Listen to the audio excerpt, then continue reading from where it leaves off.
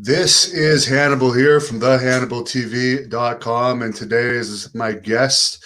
I have none other than Doug Flex Yasinsky, who is one of the stars of the Masked Mutilator film that Brick Bronski was also in, and Doug is old friends with Brick. I actually have the DVD, which Doug sent me of this, the Blu-ray, and it's a great movie.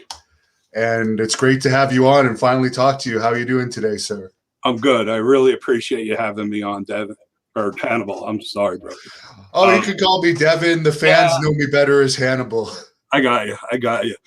First thing before we get started, I really would like to give a proper shout out for 9/11 here in our country. It's a very important date. It's a 20-year anniversary. I just want to leave all the victims, their families, the police, the firemen, all the first responders. Nobody was forgotten. And, you know, I just appreciate being able to say this on your channel today. Yeah, sad day thinking back to that. Where were you when you heard about all that was going on? And here's the thing. Everybody knows or remembers where they were. That day, I owned a bar yet, and not proud of it, but this is the truth. I was waking up, TV was on, a little hungover. And I remember just watching it on TV, and I didn't know what was going on. I just thought there was a movie on or something like that. And I tried to change the channel. Every channel had the same thing on. And it just made me, I'm like, you know, you sat up then, and I still didn't really fully understand what was going on. And nobody on the news did either at the time, because I tuned in before the second tower got hit. And it's just a very traumatic. One of my roommates from college actually worked in one of the towers. So, I mean, there's a lot of people that have a lot of personal connections. Now, thank God he got out in time, but it was just, you know, that's where I was. And then, of course, that just, the rest of the day, I just stayed on, and it got worse and worse as it went on, obviously. But just leave everybody know, nobody forgot. Nobody forgot, man. Now, another sad thing that happened recently, a couple weeks ago, because you might know more about, you definitely know more about it than me, but Brick Bronski passed away, and I had just done that 3-hour interview with him, and he seemed very healthy.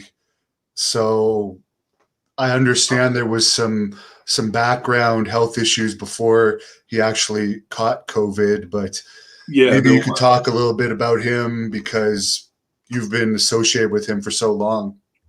We've been, you know, for lack of a better term, brothers for well over 30 years. I was in his wedding. You know, back in '91, we started a gym together along with Jeff Sivak. We wrestled together. You know, when I started promoting, Brick had my titles. You know, he was a big part of it. And we just, it's hard, you know, it's hard. I saw his children last weekend for the first time, 15, 20 years. They were so small when I last saw them. And now they're all grown up, and it was just sad. That's how we had to reconnect. But go ahead. I'm sorry. Now, for the people that only know him from that story about Brian Pillman, which he never quite got to his version, but it's out there. Like, what kind of a person was he? Because he seemed very funny to me, very upbeat. Obviously, he's a tremendous actor, actually. I thought he was a great actor. He really was. He was talented as hell acting. I mean, he had every tool you wanted for wrestling. I mean, you saw his physique. He obviously has the gift of gab, to put it mildly. And his acting, yes, he was phenomenal. You know, The Masked Mutilator was also his directing debut. But you saw the movie. If people haven't seen it yet, you know, for his directing debut, it was a blast. I mean, he was great. He starred in it. and you could tell the level of acting ability on his part in the movie. Was that your acting debut as the cook? It was, as far as motion pictures. Prior to that, me, him, and Jeff Sibach, we used to run to New York a lot for auditions, stuff like that. I stopped doing it. It's, from where we lived in Pennsylvania, it's like a 5, 6, 7 hour day to run for them to see you for 30 seconds. But yes, this movie was my acting debut as well. And it was fun because we brought the wrestling atmosphere, especially back in the early 90s, onto the set. Some funny stories. Well, I don't know if you want to call them funny, but they started filming before my part got there. And the first day I was there, I think I was there 8 hours. I don't even know if we shot anything with me. So I had to come back the next day. I'm like, oh, I ain't doing these long days again. And, so we were in the wrestling business back there. So the next day I brought a cooler full of beer. And after the shoots, we sat around, had some, and it sort of developed into the wrestlers because Brick, Jeff Sibach, Tom Taylor, we were all in the wrestling business, and then the others were acting or breaking into the acting business. But it was a great bonding thing. We all sat together at the end, and I think it became closer. We're still all close, which is rare. But we had fun. And then when they put me on, I had to do the natural wrestling, if you want, what's the word I'm looking for? Like gags, I just took some stuff. The ribs. I started doing ribs on set or on screen, actually. I think the first scene I did, there was a scene where two of the guys in the movie got in a fight. It's a resident home. So two of the kids in the resident home got in a fight and they got broken up, and the house master made them do push-ups as punishment. And I was sitting there, and the one was too close to me. So I put my foot on his back, and you can see it in the movie where my foot's going up and down in the screen. And this kid who wasn't a wrestler, he was struggling. And when Brick saw me do that, he caught on too. So he kept making him shoot the scene over again until the kid couldn't do any more push-ups. So that was one rib. And then another scene, they had me in the background washing dishes while Brick and Jeff Sibach were having a heated discussion at a table. And I had pretending to do dishes, and somehow I got a potato masher in my hand. So you could see me scratching my butt a little right between their faces. They didn't know what was going on. So just having fun with it. The cool part about the movie that I didn't fully realize until I watched it is you actually shot it in the 90s. So even though it was only released a little while ago, it has a very 80s horror movie feel to it and kind of a wrestling feel to it too because of the wrestlers involved. So wrestling fans, I would suggest it's on YouTube Movies. That's where I watched it because I don't have a Blu-ray, but I will definitely keep go out and buy a Blu-ray yet because the Blu-ray does have the extras on that you can't get from streaming. And even one of the extras is Mean Gene Okerlund's on there putting the movie over in a little shoot, which was nice of him to do. But yeah, so I was going to say you can either stream it, or if you have a Blu-ray, go buy a Blu-ray to get the extras. It's a collector's item. It's the very first movie that ever connected pro wrestling with horror. And I don't even think, if there are others, they sure weren't done as well as this.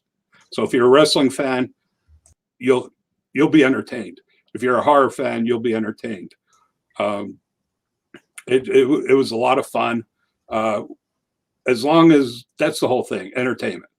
You know the business, all the business. It's all about entertainment. And we feel we delivered in that. And I think wrestling fans would have a blast with it. Yeah, and I'm actually looking forward to watching it again because I definitely watched it all in one shot.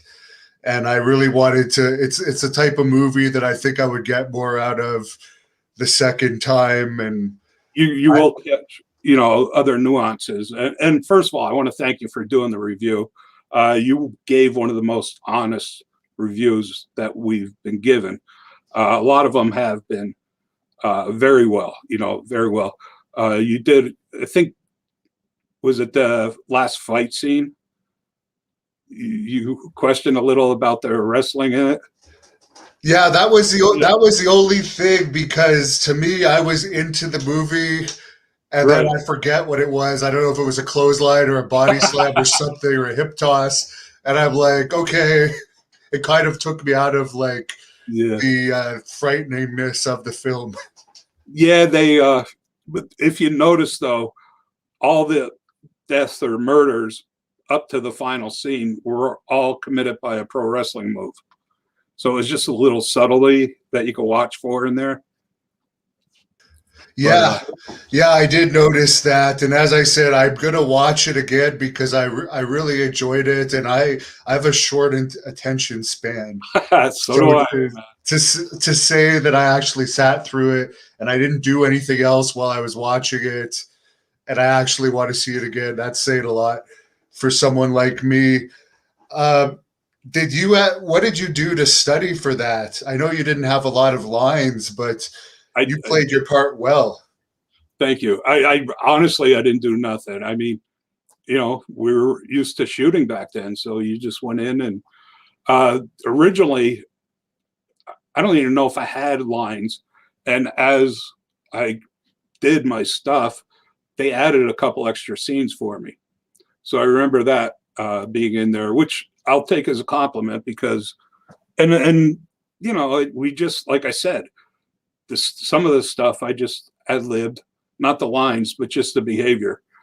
And once Brick caught on to what I was doing, he ran with it, and it was a blast. If people are into horror, they know the name Glenn Hetrick. He was the lead special effects judge for a show on Sci-Fi called Face Off, I believe. This was Glenn's first movie. He's probably he was one of the leading special effects artists out in Hollywood. He went from this to that, and I'm honored. He's the first guy that ever put makeup on me in a movie. So it was cool. And the rest of the cast was awesome. We had James Bella's first movie. He went on to do Detroit Rock City and was a Cabin Fever. So he did well. There was a lot of talent, and some of the others could have went on bigger and better too. It's a tough industry. But like I said, we're proud of what it came out of, and I'm glad you liked it.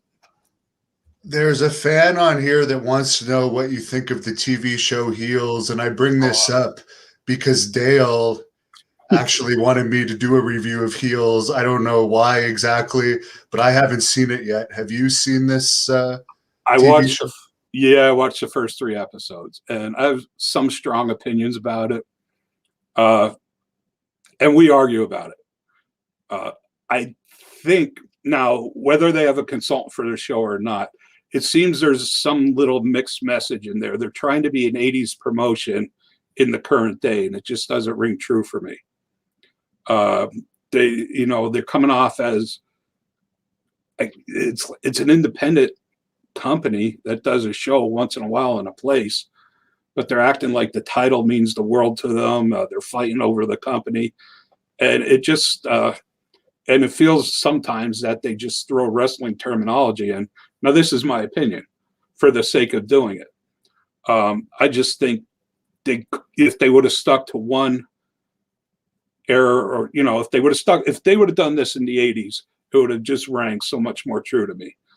Or if they would have done it normally, then be what it is. Don't try and put yourself over as a major wrestling league that the title's important, because the fans today, they know. So, I mean, watch it, and I've been, because of other things, like I got out of the acting and I'm trying to get into producing some shows right now. I have a couple shows in pre-production. So I watch stuff like that. I watch the ratings. The ratings are almost in half. Now I'll say CM Punk was on the third episode. I loved his performance. I thought he was great. And actually all the actors on there, their performances are great. I just, have some issues, and maybe I'm too critical because I'm too close to the business. So maybe if I was, just a more of a casual wrestling fan, I'd enjoy it more, but we'll see, watch it. I'd love to hear your opinion. And a lot of those 80s wrestlers. You sent me a couple pictures. This is you with Bam Bam Bigelow, you with George the Animal Steel. I know you've also worked with King Kong Bundy. There's a picture of you choking him right here. You used to have a blast, man. I started back in '88, and it took me about 2 years. I got into the promoting end of it then. It lost me. It was a weird time to get into the business for me. I was such a mark, but I didn't know, like I wasn't a sheet reader, so I didn't really know the nuances of the business. How the territories work. And at that time, Vince was in the process of squashing the territories. So I'm getting in the business as, you had, I think Portland might have been running yet, Calgary, Tennessee, and maybe World Class. It was like the time that Jarrett was taking over World Class. So you had very limited options, and none of them were paying you. And being on the East Coast here, business was thriving. So the East Coast was almost like its own territory at that time. There were so many shows and you got paid well. And I don't know, I think I might have sent you a picture of my first photo shoot. I was juiced up. I ain't gonna lie. And I was a big man. So what happened was my first shots, Dick Worley, the old WWF referee, ran a couple shows, and I got booked with him, with the guy that trained me. So we went out there and just blew the place up because I just ended up working with this, Larry Winters, Beach Boy Larry Winters was one of the guys that trained me. So I went out there for my first 2 matches, and it was easy. It was great. We went 15, 20 minutes. There you go. I was gassed up. So I looked the part. And what happened off of that was pretty remarkable, because back then too, the East Coast Indies were using a ton of names. Bigelow, everybody from Bigelow, Iron Mike Sharp, Ken Patera, Big John Studd was on shows. I mean, all these guys, Bundy, and I started getting booking because of my size with all the promoters on the East Coast, because even though nobody knew who I was, they could book me, like Don Drake. I think it was my 5th match ever. He gave me the gimmick as American Patriot before Del Wilkes. So, and I didn't use a mask. I used face paint and stuff. But, my 5th match, I'm working Nikolai Volkov in the main event in front of thousands of people. And the funny part was, back then you still had separate locker rooms. So Nikolai was the first guy, I didn't even know him. I didn't even meet him before we got in the ring. And he's, the ref came over, and it might have been Worley, might have been somebody else, and he's like, Nikolai wants to know, can you work? I said, yeah, thinking I could. And he's like, okay, he's going to call it in the ring. Never happened to me before. So, and the worst part, it wasn't worse, but him being the first guy to call a match in the ring with me, and with his broken English, with that thick accent he actually had, we had some funny stuff. I mean, I kept screwing up because I didn't really catch on to what he was saying. And the funniest gimmick we did, when he get me in the bear hug, and the first time he's trying to tell me to clap his ears like they used to do to get out of bear hugs back then. I thought he was telling me to grab his ears. So I reached out and I grabbed his ears like you're throttling a motorcycle. And first he saw shock on his eyes because he didn't know what the hell I was doing to his ears. And then when I just started spinning it, he went with it. And then every time I worked with him after that, he, we put that in there. But it was just a great time. The Samoans often used to run a lot of shows, and in this champion, Yukon Jack, who was a bigger version of, Bruiser Brody. I mean, Jack was 6'8", 6'10". I mean, he was a wild looking man. Wasn't the best worker, but they needed somebody big to work against him. So I kept getting all these opportunities because of my size. And, it was just a great learning experience. And it kept snowballing like that. I worked, if everybody remembers, Silo Sam, about 7'4", 7. I mean, he was just a big dude. So Dick Worley and a couple other promoters that used him would book me against him because, I could get 5 minutes out of him. So it was just a good time. I mean, my first two shows, then territories back then, and you hear horror stories from Mick Foley, Steve Austin, Undertaker, they were breaking in around the same time. And they told you they slept in their car. They were making $30 a night. And, my first payday, they handed me 200. I worked a double shot on the weekend, and between gimmicks and my pay, I made 500. And that's what the pay was back then for, and it was nice. I mean, I don't know if the guys today even make that for their career. The industry changed. Yeah, one thing that I've noticed is like I've been in the industry for 20 years, and independent wrestler pay has overall remained the same. It's actually gone down from the 90s. Oh yeah. I mean, now you're lucky if you get $150 for a match. Well, I mean, do some of the other guys around here on the East Coast, there's so much, and that was part of the, down too. Everybody and their brother start opening a wrestling school and putting on their own shows. And, some of them guys make $10. I was fortunate enough that I think this is a standard still like $3,000 to get in. Or is that what to pay to get trained? That seems to, I don't know, but it was that for a very long time. I know that's what I paid the Hearts to train me. Yeah, I think that's what I paid too. But I made that back almost in my first month already. Because there was just so many shows. You were doing double shots back then. Every fair, circus, whatever on the East Coast was running pro wrestling as one of their night's entertainments. So sometimes it was a Tuesday, a Wednesday, a Thursday. You do a double shot on the weekends. And it was cool. It was like, it was the same, such a good core, even the undercards, the great people you meet. I mean, Doug Stahl, my brother, Julio De Niro, Reckless Youth, Mike Quackenbush. I mean, the undercards were so talented. Some of these guys should have been bigger stars in the industry. But it was just a great time. I wish some of the fans today had access. I mean, I couldn't tell you the first time I worked for under 1,000 fans. It took a long time before I got to a house that had less than 1,000 people in it back then.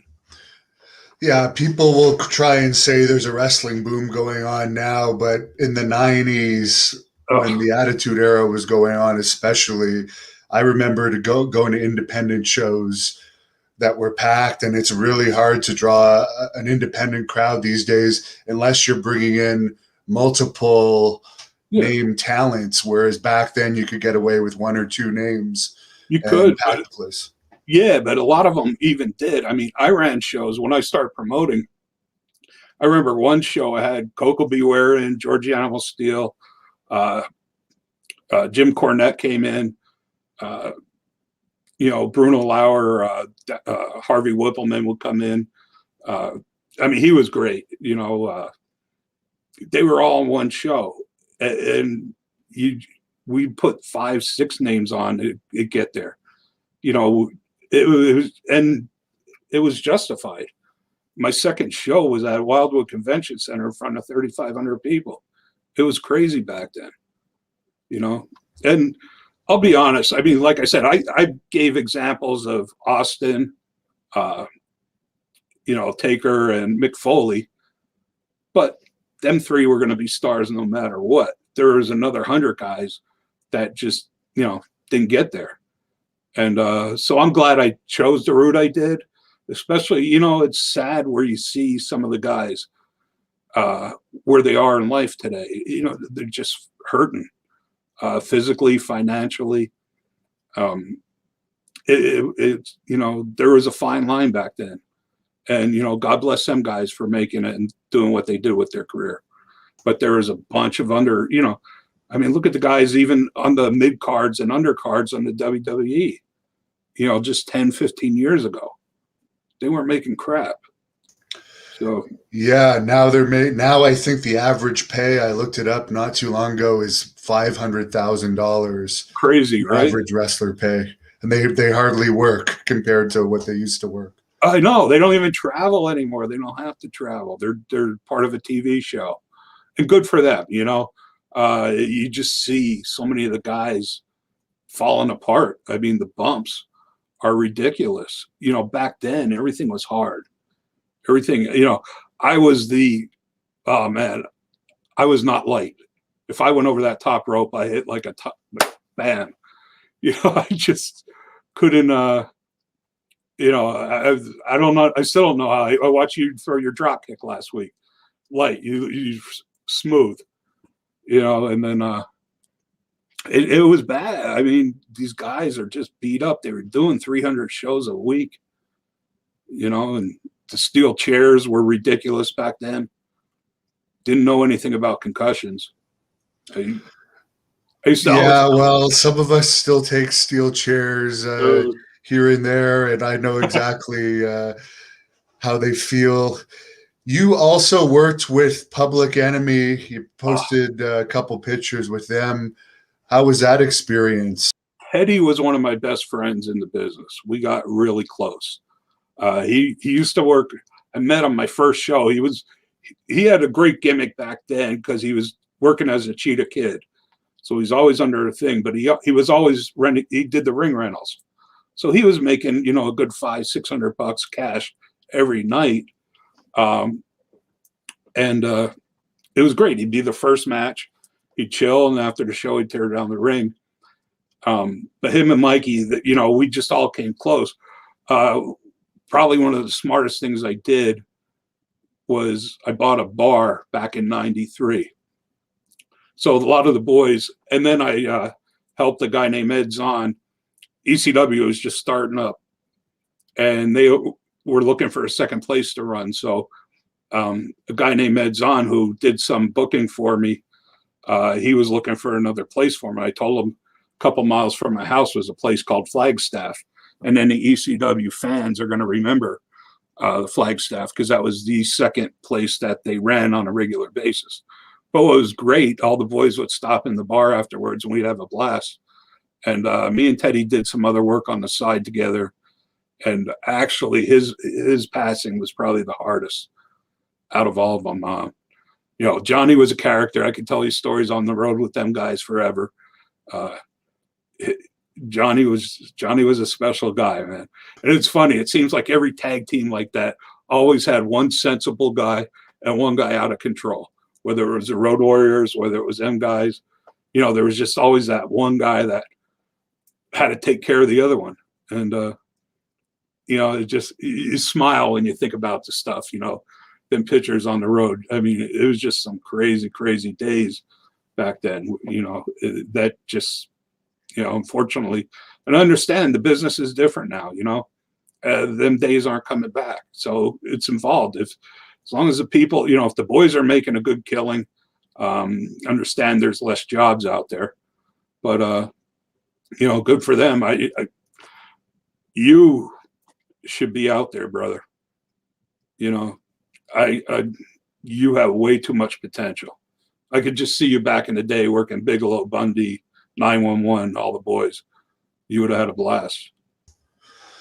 Well, I appreciate that. Another guy you were friends with and you actually tried to do a pilot with related to his bounty hunting is Steve Blackman. Yeah. I know the fans are going to remember. How did you become friends with him? And could you tell us about that bounty hunting show? Yeah, actually, we started doing indie shows out near his territory. And one of the boys, I guess he trained one of the wrestlers. His name was Larry something. I don't remember. So we got talking, and he, you know, even though he was under contract with WWE, he agreed to come out to some of the local shows that we were running. and do autograph sessions and stuff. And we just stayed in touch. You know, he has a very interesting story.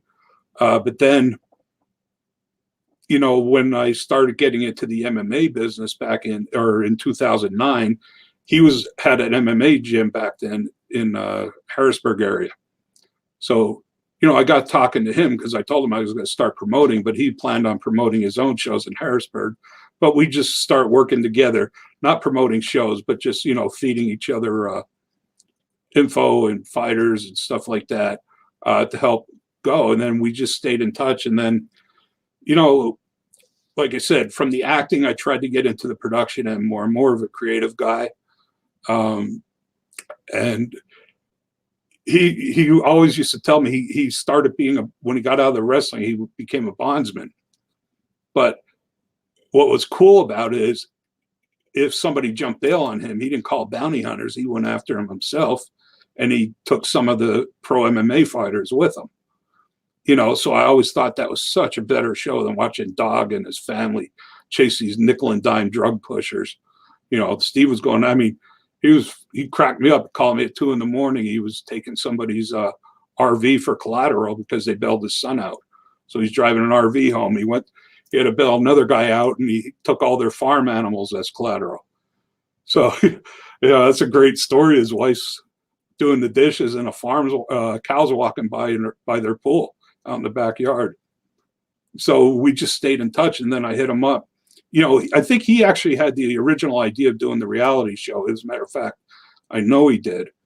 And then, you know, we talked, and the people he originally was with just didn't deliver. So I told him, I said, I got some contacts in the industry. I'll at least, you know, let's go and see if I could get it sold for you. So we went to a lot of the heavy hitters in the industry. Probably the biggest thing was he wanted to do reenactments, and they wanted it live. And it just sometimes he didn't feel like sitting on 5 weeks till something popped up, you know, and that's what it would have taken. And then I actually, you know, got another idea and it was actually after watching your interview with David Schultz.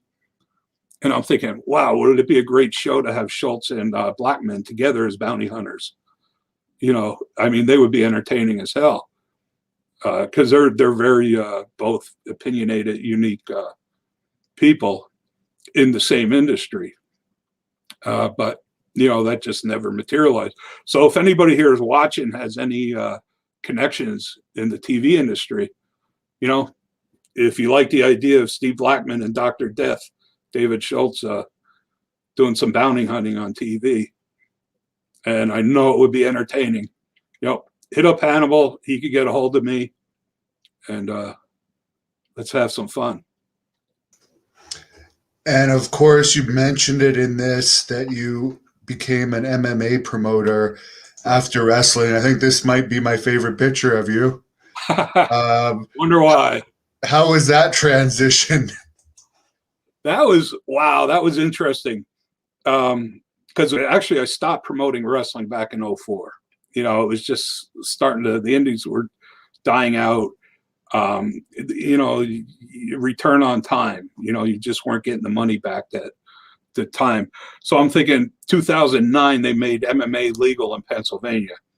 And so I called my old promoting partner, Jeff Sibach, and said, let's try MMA. I didn't have a clue, man.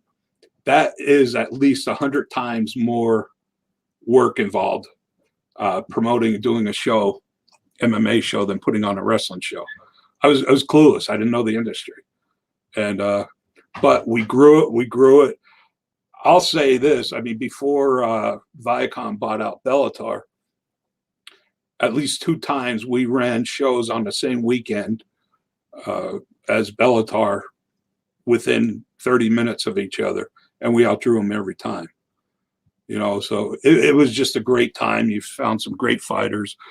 And MMA fans out there, you know, support your local MMA.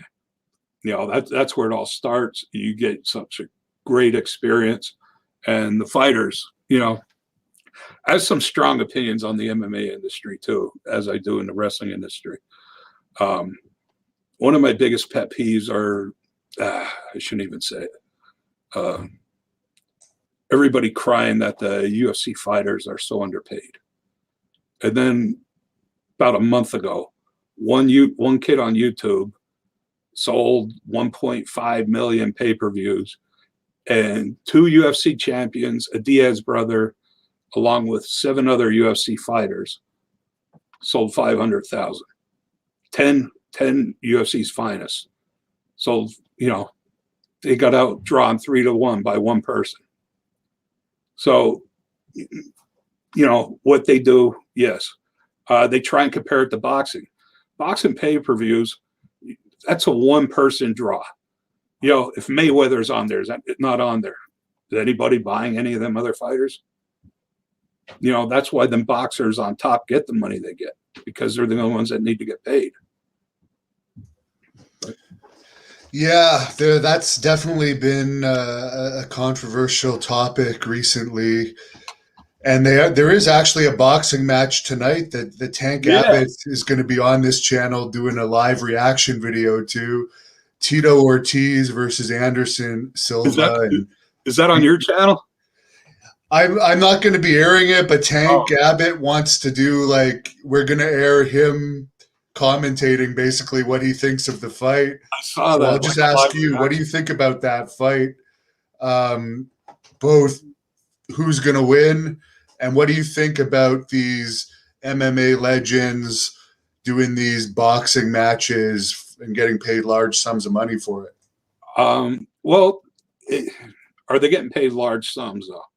I know, who just did fought the one Paul brother, Tyrone Woodley. Yeah, so he made a good payday. I'm sure he made more, but good for them.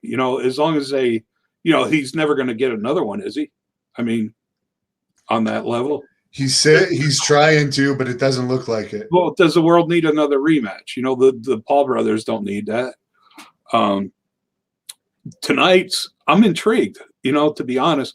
What I would like to see them done is, since both Ortiz and Silva are from the MMA, leave them use MMA gloves, but in boxing rules.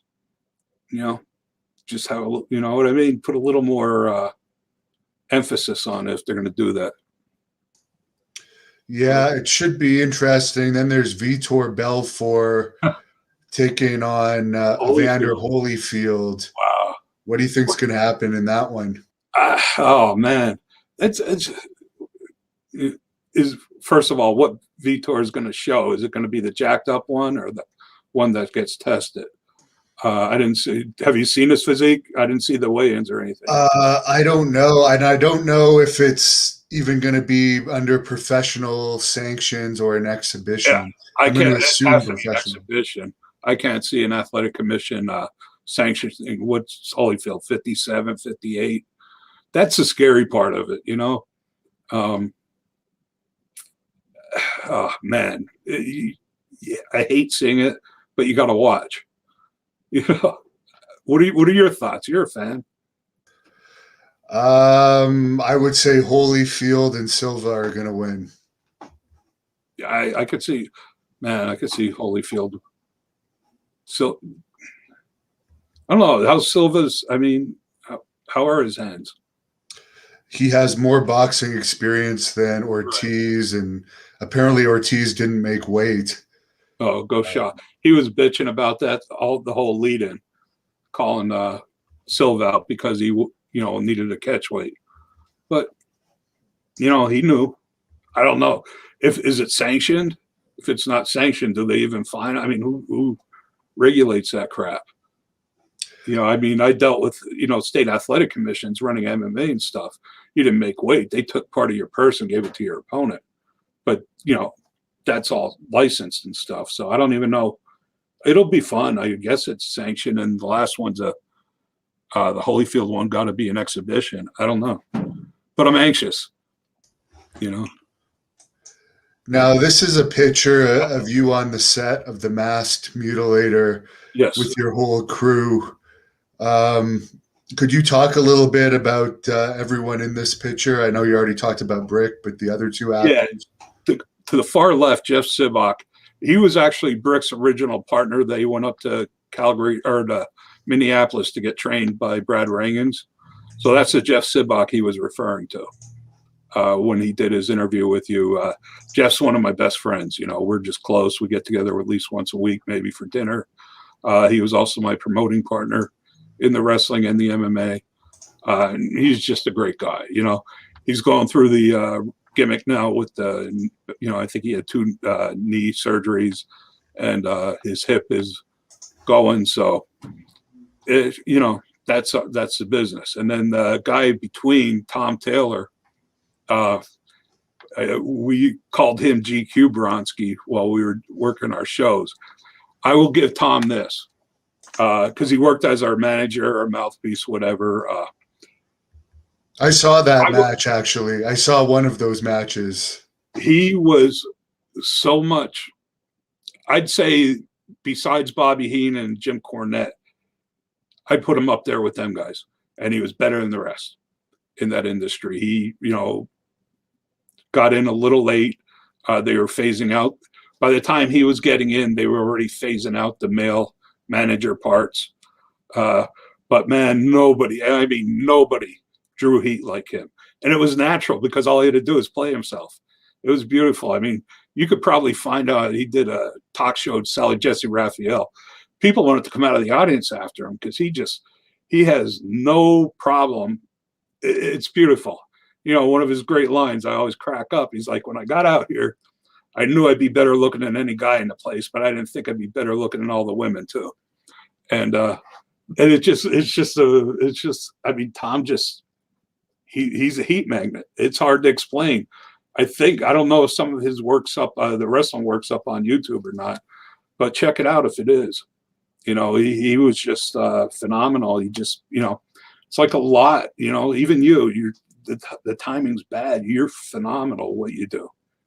You know, I watch. But, you know, the air is different. But you still, man, how do they not give you a gig, man? I don't know, but I'm glad I have the YouTube. But yeah, for the blonde haired guy, he definitely had potential and the look. Yeah. And I was wondering why he didn't make it myself. After watching him as both the manager and in the movie, he did a great job in the film as well. I thought he would have made it bigger. Yeah, it really was timing. I mean, we didn't bring him into the wrestling. I think we probably didn't get him into the wrestling until after the movie was shot. And we're like, hey, get on, man. But like I said, you know, by then they were bringing in the valets and crap. No disrespect, ladies. I'm sorry when I say that. But, you know. Don't worry. There's only 14% females that watch this channel. But we'll make up for it. Here's some pictures of you with some more of these lovely ring girls. Yeah. It's a good old friend. Do you select them when you do your events, or do you just go to a modeling agency? No. I actually, my first show I did was in Pittsburgh, and the girl there, Nirvana, you know, when we were doing there, she contacted me, and we developed, you know, we tried to bring some of the wrestling entertainment into the MMA business. So I wanted to use the same girls, even though we were what you would consider a local promotion. You know, I used the same 3 ring girls because they had personality and people got to know them over time. So it was not, you know, they'd sit there, sign autographs, do that. And we even had their own page and stuff. We called them Cage Divas, you know, so we brought that in. And another fun thing we did, I got in trouble with the commission. You're familiar with Dan Mirgliata, the referee? Yeah. You know, everybody I watched. Anyway, the one show I got, my ring announcer, Chuck, he was great. We used to, the one day the commissioner wasn't there. So I was like, let's have fun with Dan. So before every fight, you know, he'd introduce Dan, but we were giving him a wrestling moniker, you know, Superstar Dan Migliata, the American Dream. That he was just, once he caught on, the crowd caught on, it was cracking up. But, you know, we tried that one time with the commissioner there, and he shut it down right away. Why do you think you were able to outdraw Bellator? Was it just you used more local talent and they were doing a better job of selling tickets to their friends, or you did an overall better job promoting? one thing I found, like the first 3 shows, we didn't do that well. And the 4th show, I hired a new graphic artist, and he was the best in the business. We don't get along now, so I'm not going to mention his name. But I said, you know, he was just so good. His posters were incredible. And the one day, like I used to spend thousands and thousands of dollars on TV, radio, and newspaper ads for our fights. And, you know, we had Facebook there, and I'm like, his posters were so nice. And I said, I just came up with the idea of making every fighter on the card his own personal poster so they can market themselves. And next thing you know, instead of them selling 5 or 10 tickets, they're selling 40, 50. You know, and it just blew up like that. And you give the fighters, even the amateur fighters that you couldn't pay, you know, give them percentage of their ticket sales. And some of them, you know, were making $1,000 or so a show as an amateur. And the formula worked, and it always worked. What do you think wrestling is going to need to do to get the mainstream fans back? Because right now, yeah, there is a second company and everything, but they're not really bringing the old fans back. They're just more catering to the smart mark type That's fans. it. You know, I don't know if they could bring it back anymore, to be honest. Not to that level. I mean, think about the Monday Night Wars, you know, the ratings were 8 or 9. Each company was getting that. So a combined 17. And now, you know, when they're hitting 0.5, the numbers don't lie. You know, the people that are there, they're probably going to always stay there. They just lost the core audience. Because, you know, and you got to remember back in the 80s and stuff, there was a lot of people that still thought they were seeing real fights. You know, it's a whole different, it's a different industry. You know, they're evolving, they're trying to evolve, and they are evolving the industry to keep it afloat and for the guys making the money. But is it gonna? I mean, you know, I just can't see the people coming back. There's, you know, would you go to a magic show if you know how the magician does all his tricks? I mean, he's got to be a hell of a performer to entertain you at that point. Is there any match of yours from your wrestling career that stands out to you as your favorite? Wow. I had fun. I had some, and there were so many, you even forget about them. And you know, when I started promoting early on in my career, I stopped pretty much working for other people, except that, you know, Ted Petty tried to get me into ECW. We did a little 6-man gimmick, me and Public Enemy against Pitbulls and Stevie Richards. You know, we just tore up, bloody, had a good time.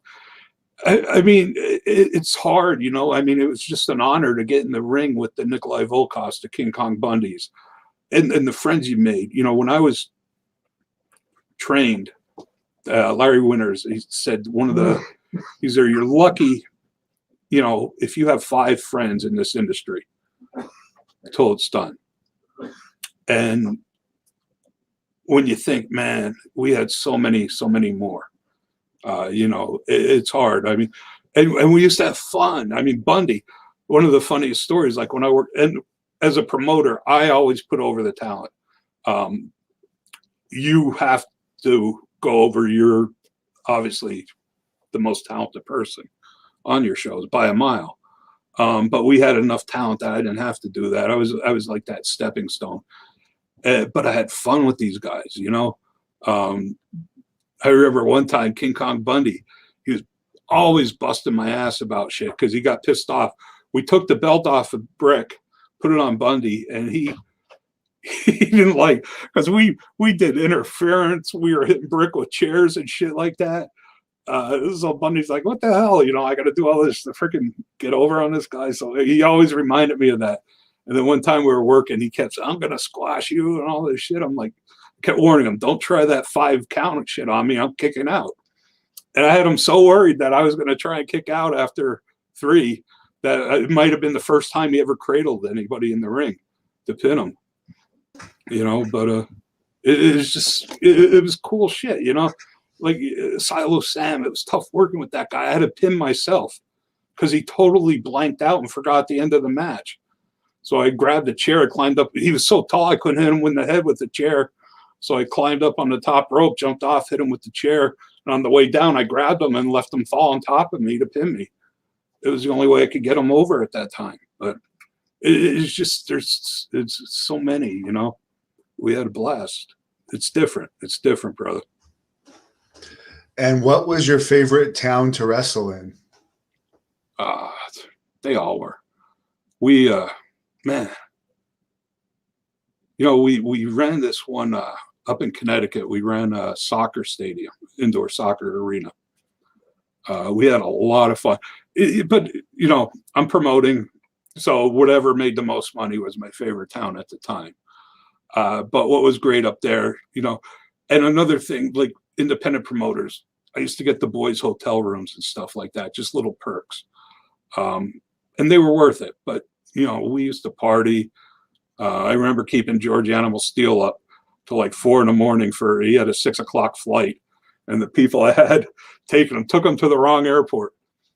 And he had to then rebook a flight, and it took him at least 13 hours to get from Pennsylvania to Florida. He was so pissed, which was funny. But just, yeah, it's like the old, you know, once the newness of the business wears off and it's about the money, you know, that's where that was your favorite at the time. Of course, I fully agree with that. And if fans want to follow you online, we know you've got a Facebook page. Where else can they follow you? Right now, you know, I'm on Instagram and Twitter. I'm not too active on that. And I try and I got some stuff coming up as far as, you know, I'm trying to develop a couple TV shows, docuseries, dramatic series. But one project I have coming up that will probably come up in the next month or two, and keep an eye out for it. And I'll let you know, and hopefully you could spread the word. I'm going to be starting a sports podcast called Fat, Drunk, and Stupid Sports Podcast. You know, just to play, it's just going to be a lot of fun. We're going to hit many topics, controversial. I want to give a voice to the sports fans that have been that really no longer watch sports because of some of the political crap shoved in them. You know, so it's going to be a little different, a little hard punching, but you know, there's going to be no filter. And so when that comes out, but as far as following me, you know, just I'd rather them follow you or Hannibal. You know, I hope they appreciate what you're doing for the wrestling industry. You know, you brought me in back to my old, even my start, you know, listening to Superstar Graham talk, to listen to Dr. David Schultz talk, you know, when I was young and a fan of these guys. So I hope people really appreciate, I hope they support the hell out of your show. I really do. And you know, and I'm sincere about this. I mean, you know, it's like when you say, you know, how is the wrestling industry going to come back? Well, it probably won't, but appreciate what it was, appreciate the memories, you know, and the people, the generation that don't even know half the stuff we're talking about. It's available out there. I mean, it was just, it was a magical time. You know, I got to live a dream. I took a different route. I understand, you know, I wasn't known nationally, but, you know, the people I got to know, the respect I got from the people, you know, I mean, I could tell you stories all day about the road and some of the names and some of the stuff we did. And, you know, I learned so much from Iron Mike Sharp, you know, and another thing too, with the guys coming up now, one thing I always did was ask, you know, if I'm in a locker room, and fortunately, like I said, there was names I could, you know, I would go find somebody, ask them, please watch my match, critique it. I want to know what I did wrong. I don't want people telling me how great it was and stuff. Is there something I could do? One of the first lessons I learned was Iron Mike Sharp. that guy, and you had somebody on your show, and I can't remember who it was talking about, even if you did a job, you got yourself over. And one time I'm ready to go out of the locker room, and I hear Mike Sharp was in the ring. He's coming in, he's screaming, and I thought there was a riot out there, you know, and luckily I was close enough or far enough away from the door, because he kicked that open, it would have tore me in half. And he still screamed until that door closed. And I'm like, ah. So anytime, if I had to do a job after that, man, I'd be pissed off if I lost. I would go through the crowd. I would throw shit all the way back to the locker room. And it just kept you, you know, people remember that shit. So, you know, now everybody thinks they're doing great work, you know, learn, even in today's industry, you know, get somebody with more experience, ask them to watch. One thing that I hate seeing these days, and I'll just throw it out there, is like when the wrestlers shake hands and it's a heel and a baby face, and they like show sportsmanship and all this crap. It's like everybody knows what wrestling is. Yeah. Like we want to see something different than what we're going to see in MMA. Like, what the hell is this? I like that idea of if you lost, you should be mad about it. You shouldn't be bowing down as a heel to respect just to get the smart mark pop from the crowd. But I mean, there was ways back then. Like back then, one of the biggest things were battle royals. So you always worked twice. Every show had a battle royal on it. And I learned quick. I got injured in one of my early battle royals by somebody really green who was thrown over the ropes.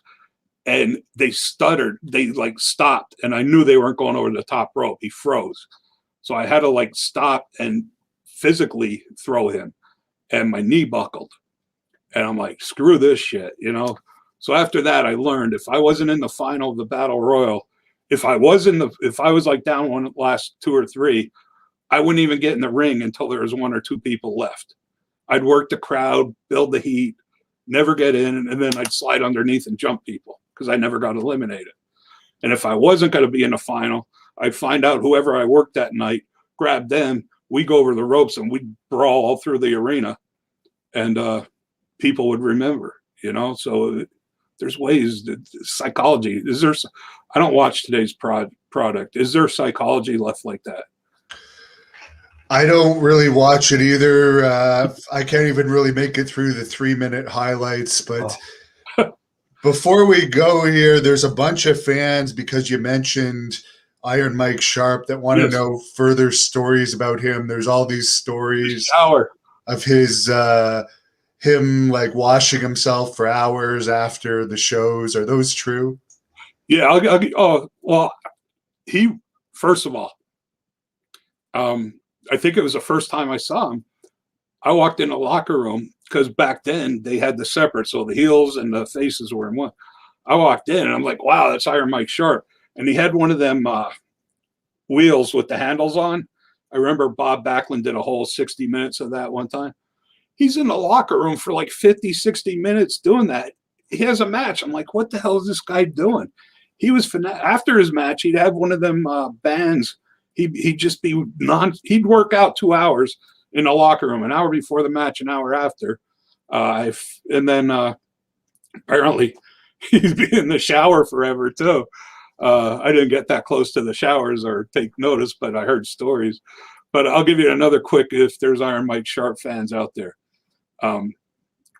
One time, it was Battle Royal. I think it was Fuji off of the Wild Samoan and Mike Sharp get me in a corner. And they're taking turns. They're holding me, and Fuji lays on some chops. I'm like, all right. Then he grabs my arm and off of freaking starts laying in chops. And after you take like 10 in a row, they're hurt. And these guys, you know, I'm a rookie. They're laying them in. And then I heard Mike Sharp screaming, my turn, my turn. And he starts turning that big leather forearm thing around. And I'm like, no way am I taking these. So, you know, did the thing I could only do. I gave him the low blow and eliminated myself. I dropped him because I couldn't take another. I sure as hell wasn't taking his forearms after taking 10 straight chops. So he went down. It's like, oh, I'm like, it was just, oh man, we had fun. He was like that, like his laugh. I could hear his laugh. I had issues. I had heat with Jules Strongbow back in the day, we had some fun at his expense. And I said something in a locker room one time that, and I don't want to bring it up. I haven't seen that guy in over 20 years. And he probably don't remember. Well, maybe he does. But I remember I said something, and you can see Mike Sharp like bite his lip, and he walks out the door down the hall, and you hear, ah, ah, ah. He was laughing the same way he'd scream. I mean, it was just beautiful. You know, so there's some good Iron Mike Sharp stories. Yeah, he sounds like he was quite the character. Yeah, man, he was a strong, tough dude. He really was. I was in. Go ahead. I'm sorry. Oh no, you can continue. No, you can, for No, sure. I was just bringing up, like thinking, like even strong. I mean, I've already been press slammed by Big John Studd. I mean, that guy just. I was 300 pounds, and he just picked me up like a feather. And I remember Ken Patera's swinging neck breaker, just ragdoll you. I mean, there were some legit beasts back then. They were grown men with some real strength. And Mike was a strong guy too. Back then, man, them guys, everybody on the card looked like the wrestlers should have looked. I remember, when you start getting years down, the small, you go to somebody be training all these wrestlers, they're on the card, and nothing would piss me off more than you hear some guy in the crowd, hell, I could beat that guy up. And I was like, well, yeah, you can, and I got a good Mick Foley story for you if you want to hear it. Sure, yeah, of course. And he might not admit it, but maybe he will, and the only reason I'm bringing it up, I saw his documentary on A&E, and they were talking about, obviously when his ear got lopped off because he used to hang himself in the ropes. And I think Ric Flair said on there he got it from Dory Funk, but Dory used to use his ankles or something like that. But this is back, oh, geez, I want to say 90, 91.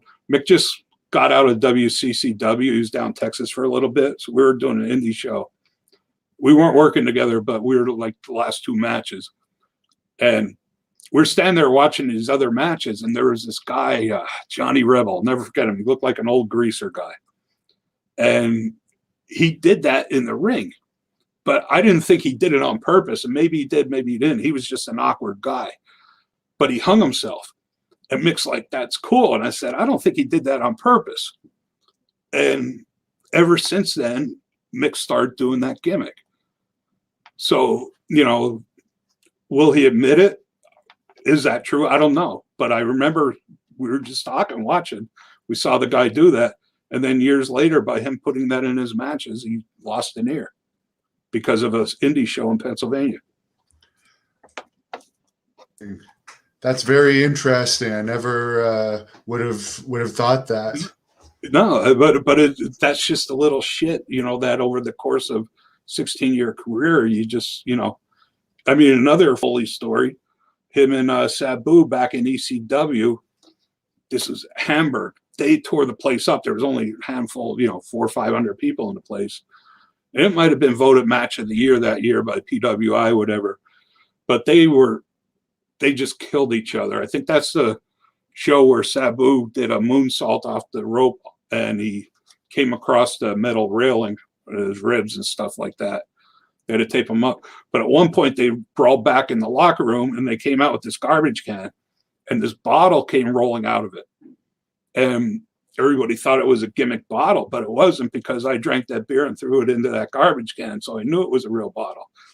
And I remember Sabu trying to break it over Mick's head, and he must have thudded him like 4 times. And it was getting more gruesome. He just wouldn't break. And finally he just wound up and it shattered. But not a gimmick bottle, it was just one of my beer bottles thrown in a garbage can. Very interesting. And what about the Honky Tonk Man? Did you ever cross paths with him? Yeah, he worked a couple. I think he works some of our shows, and I obviously worked a bunch with him. I know he worked some of our shows as independent back then. I really, he was professional. He was, I enjoy watching him. I enjoy watching his stories. I just didn't know him. He might have been, I'm trying to think of it. I promoted hundreds of shows maybe. So used everybody and their brother. The only one, Road Dogg, still owes me flight money because of his issues he had. No showed one time. Really? Could you tell Yeah, us I was that? pissed. I think it's when he got released from the company because he had some his issues, and he called looking for work. I gave him I think he probably just cashed in his air flight. But I even told him, I'm on the phone with him 8 o'clock. I'm like, dude, you got a 6 o'clock flight. Are you gonna make it? Yeah, yeah. And his name, he just came from WWE, so his name was obviously on top of our marketing. And I was so pissed he didn't show. But what was cool, I think it was might have been Tim Walker, big PWI. Tim's the best. Hey, Tim, what's up, brother? If you were ever at an independent show on the East Coast in the last 30 years, he's the guy you always see ringside taking pictures for the mags. But I think there was a convention in Jersey, so Tim's like, a bunch of the guys are up there. Maybe they'll come down to fill, the void, because I was in the Poconos and we were doing TV tapings. So Candido was with Tammy yet. They came down. I think Mikey Whipwreck came down. Guido. There's about 5 of them that came down from the show to make sure that because we already had Bundy and Steele on the card and a bunch of others, and Public Enemy was on the card already. So we loaded it for the fans just so they weren't upset, because we sold out. We had 1,600 people there, and Road Dogg really stiffed us and stiffed me. And he stiffed the fans that night, and I want my money back. There's always people like that in wrestling. Greg Valentine and Dustin Rhodes both did that to me. No. Yeah. That sucks. I won't get into those stories. I know. I heard they screw the towns over too for the next time that you try and come back to the same towns, is what they don't understand, because then the fans don't believe that you're bringing the next person that was advertised. I always tried to stay away from the controversial ones. Bundy was great. We had a great relationship. I loved using him. Everybody knew him. And he would call me before he took bookings with some promoters he didn't like to see if I had a show going that time. He'd rather work for us. Bam Bam Bigelow, turned into one of my best friends. He used to come up to my place hunting every winter, deer hunting. He was a big, hunter. So he'd bring his father-in-law and his brother-in-law up. And, he'd hang at the bar for a week. So the people loved that shit. But, without saying, he always cut me half price, just because we were close.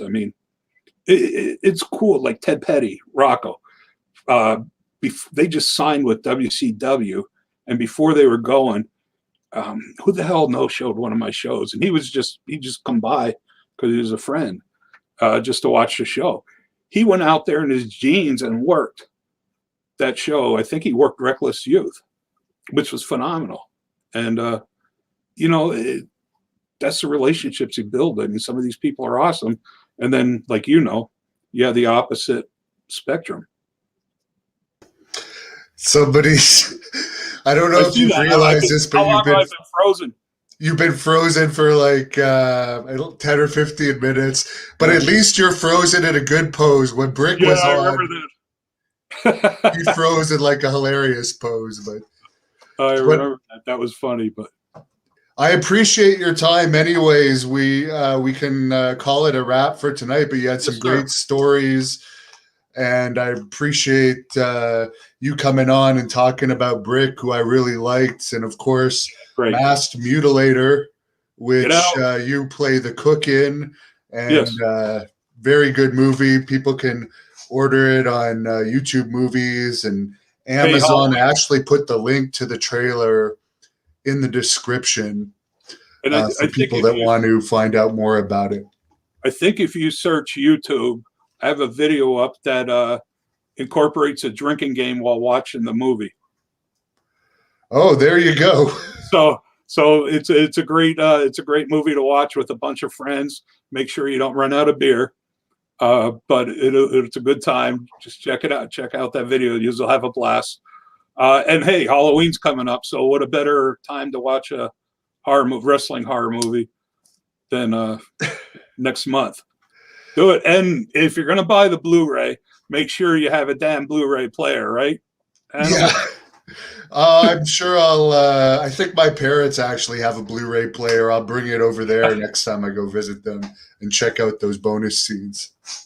That's awesome, brother. Hey, thank you. Once again, I want to tell your fans, support this guy.